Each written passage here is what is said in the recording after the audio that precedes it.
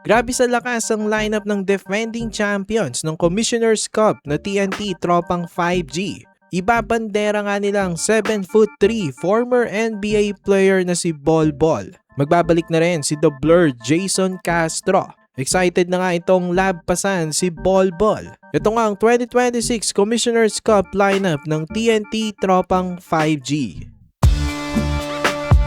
So ang head coach ng team, alam niyo naman na, si Coach Chot Reyes, one of the best. 7-time PBA Coach of the Year at 11-time PBA Champion. Tapos ito ng mga guards ng Tropang 5G.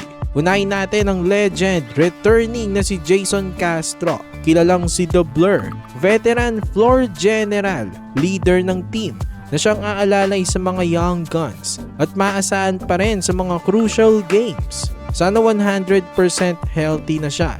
Huling season nito sa PBA, nag-average ito ng 9 points, 2 rebounds at 3 assists per game. Sumunod, Jordan Heading, ang Aussie-Filipino sniper. May unlimited range nga ito at masasabi nating best shooter ng team. Nag-average last season ng 15 points, 4 rebounds at 4 assists. Sunod, RR Pugoy, ang captain ng team, isa pang matinik na sniper. Nag-average last season ng 14 points, 3 rebounds at 2 assists per game. Sumunod, Ray Nambatak, ang lefty assassin naman ng Tropang 5G. Nag-average last season ng 12 points, 4 rebounds at 3 assists per game. Sunod sa kanya, Simon Enciso, isa pang sharp shooter. Nag-average naman last season ng 5 points, 1 rebounds at 2 assists per game. Tas Gio Halalon, ang pesky defender. Kapag pinapasok, instant energy ang nabibigay sa team. Nag-average naman ito last season ng 7 points, 3 rebounds at 4 assists per game. Sumunod, ang backup guard naman nila, isa ring reliable na shooter, Kim Aurin. Nag-average ito ng 5 points, 1 rebound at 1 assist per game last season. Sumunod sa kanya, isa pang backup guard, Almond Vosotros. Napakatinding shooter din ito. Nag-average last season ng 4 points, 0.7 rebounds at 0.6 assist. Dumako naman tayo sa mga forwards. Unahin natin ang best Filipino player ng team na si Calvin Oftana. Isang all-around player na nag-average last season ng 16 points, 7 rebounds at 2 assists per game. Sumunod, Glenn Cobuntin, 3&D player, Mr. Do-It-All, handang makipagpisikalan at may pagpalitan ng muka anytime. Nag-average last season ng 5 points, 3 rebounds at 1 assist per game. Sumunod, Kevin Ferrer, ang sharpshooter sa mga forwards. Nag-average naman ito last season ng 9 points, 1 rebound at 1 assist per game.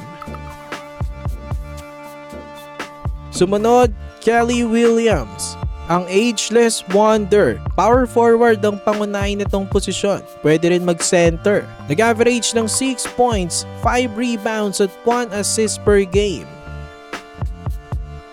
Sumunod, Tyrus Hill, isa namang barakong athletic forward.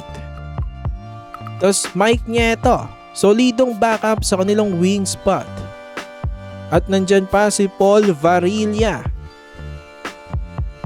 Dumako naman tayo sa centers. Unahin natin ang kakapirma lang na si Bol Bol, 7'3" import. Former NBA player na may guard skills. Masyadong mamumurong tangkad nito sa PBA. Isang entertaining panoorin. Magpapaulan nito panigurado ng mga dunks, blocks at tres. Sa last season nito sa NBA, nag-average ito ng 7 points, 3 rebounds at 1 block per game. Sumunod, Poy Eram, isa ring stretch big ng team na nag-average naman last season ng 8 points, 5 rebounds at 1 block per game. Sumunod, Brandon Ganuelas Rosser. Isa namang rim protector na magiging katulong ni Bolbol sa pangbubutata. Athletic rin ito at nag-average last season ng 10 points, 5 rebounds at 2 blocks per game. At last, Henry Galinato, ang barakong big man, solidong backup sa front courts ng tropang 5G. Ang kanila namang potential starting 5, point guard Ray Nambatak, shooting guard Jordan Heading, small forward Calvin Oftana, power forward naman Poy Eram, at center Bol Bol. Napaka-solid ng lineup na yan mga kabakets. Ano masasabi nyo mga TNT fans? For more PBA content, ilike nyo na ang ating video at mag-subscribe na rin sa JB Buckets.